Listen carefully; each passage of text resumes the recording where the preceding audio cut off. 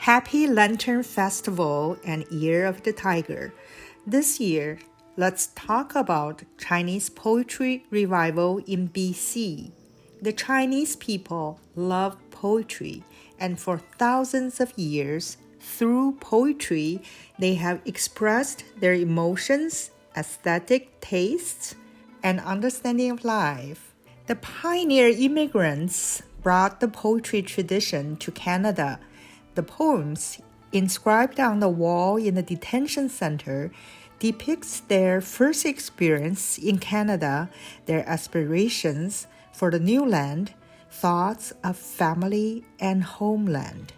The Chinese school building bears witness to the history of school segregation. These poetry books describe the teaching, learning, and close teacher-student relationships at the school a century ago. As Zhou Hope said in 1924, one-third of Chinese people in BC, including the laboring Chinese, could write poems or verses and did so at the end of every party or social event.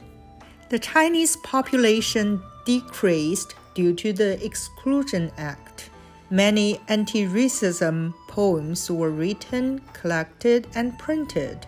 The UBC library preserved some works from that challenging time.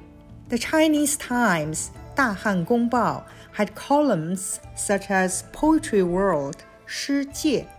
An anthology was published in 1957 that included 1,000 poems by Chinese elites. In the library, this popular anthology has 4 copies, and they have been heavily used. There are also many books by local poets, such as Xu Gufeng, Lei Jipan, Shi Shuyi, and others. The poems express their spiritual pursuits and cultural identities. In the 1950s, Vancouver Chinatown raised the funds for the UBC library, which later attracted scholars and students from all over the world. UBC even acquired the entire private library from Macau, including thousands of rare books on classical poetry. In addition, you can find the latest scholarly work and bilingual poetry books as well by Professor Richard Lin, Jerry Schmidt, Jen Walls, Mr. Im Se, and of course, Professor Ye Jiaying.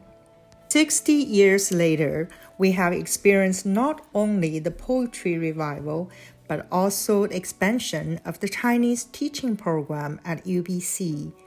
Our professors and librarians have changed the cultural landscape in Vancouver through poetry, calligraphy, and other Chinese literary activities. I feel truly fortunate to live and work in BC, where the Chinese tradition has been carried on. I appreciate poetry along with the scholars, students, and the community members. This is one of the letters I received of a beautiful poem and calligraphy addressed to me. Thanks to the hard work of the Asian Studies faculty, this annual poetry event has become a showcase of our talented students. I have seen them returning to campus and coming into our library. I wish you all a happy Lantern Festival and look forward to enjoy all the works of this event.